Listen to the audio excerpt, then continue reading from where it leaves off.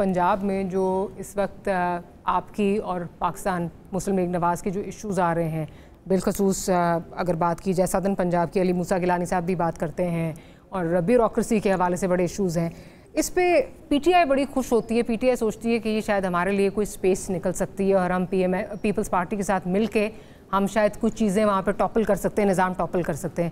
یہ دیوانے کا خواب ہے یا آپ سمجھتے ہیں اس میں کچھ کہیں پالیٹکس ہے؟ Any thing is possible. مثال ہے نا کہ بلی کو خواب میں شیشے نظر آتے ہیں.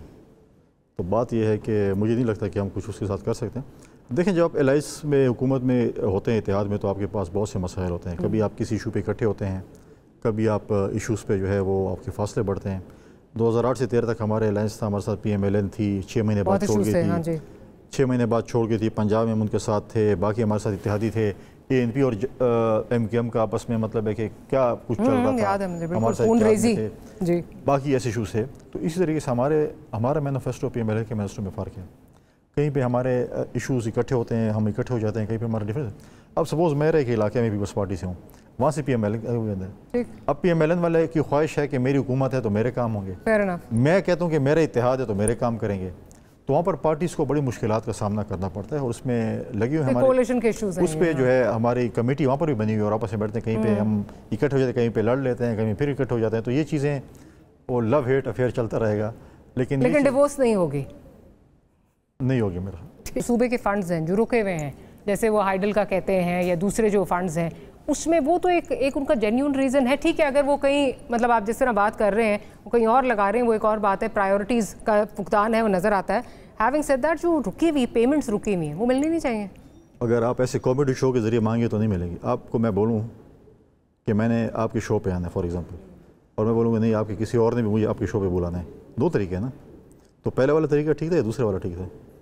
دیکھیے آپ نے اپنے پیسے لینے ہیں. پہلی بات تو ہے کہ کیا آپ کے پاس بلیک اینڈ وائٹ میں ہے کہ آپ کی حکومت نے کتنے پیسے دینے ہیں. میں اگر ٹی وی پروگرام میں بیٹھتا ہوں، میں اپنی ایک کہتا ہوں کہ مجھے 700 ارب دینے ہیں، دوسرا آتا کہتے ہیں 800 دینے ہیں، تیسرا آتا کہتے ہیں 500 دینے ہیں. جب ایپیکس کمیٹی میں جاتے ہیں یا جب سیریس پلیٹ فارمز پہ آتے ہیں تب بھی وہاں تو یہ کامیڈی شو نہیں ہوتا ہوگا نا. وہاں تو مانگ رہے ہیں وہ تو، اور انہوں نے کہا بھی پہلے بھی کہ پرائم منسٹر نے ان سے کمٹ کیا ہے، لیکن پھر آبویسلی وہ کمٹمنٹس پوری نہیں ہوئی. وہ اس لیے پوری نہیں ہوں گی اور ہونی بھی نہیں چاہیے. وہ اس لیے نہیں ہونی چاہیے جب آپ جب جاتے ہیں، میں ہمیشہ کہتا ہوں کہ آپ جب ایک میٹنگ میں جاتے ہیں آپ نے اپنا کیس دلیل اور دلائل سے پریزنٹ کرنا ہوتا ہے.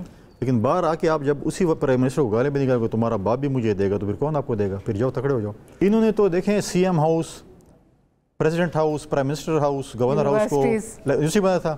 اب وہ سفر جب شروع ہوا اب یونیورسٹی کی زمینیں بیچنے پہ آ گئے. ہمارے طرف تو یہ مثال تو ہے، پتہ آپ کے پی میں تو ہے، پنجاب اور سندھ مجھے پتا، جو اپنے آباء و اجداد کی زمین بیچے یا اپنے آباء و اجداد کا گھر بیچے، اس کو ہمارے معاشرے میں بڑے غلط ناسگوار جو کہ میں نہیں بول سکتا یہاں پہ. تو یہ اس کاموں پہ آ گئے کہ زمینیں بیچنے پہ آ گئے. لیکن میں کہ جب تک میں ادھر بیٹھا ہوں 1 انچ بھی زمین بکی.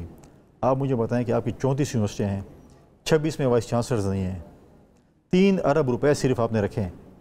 جس صوبے پہ آپ انگلیں اٹھاتے ہیں سندھ پہ، اس نے 32 رکھے ہیں، بلوچستان نے 5 رکھے ہیں، پنجاب نے جو ہے وہ 7 رکھے ہیں. اور آپ نے آج بھی 3 ارب روپے، پچھلے سال بھی 3 ارب روپے. Paints for 34 universities. مجھے بتائیں کہ 34 یونیورسٹیوں میں 3 ارب روپے آپ کیسے تقسیم کریں گے؟ اور میجورٹی آف یونیورسٹیز سوائے اکا دوکا کے سارے ڈیفالٹ میں سارے پیسے مانگ رہی ہیں.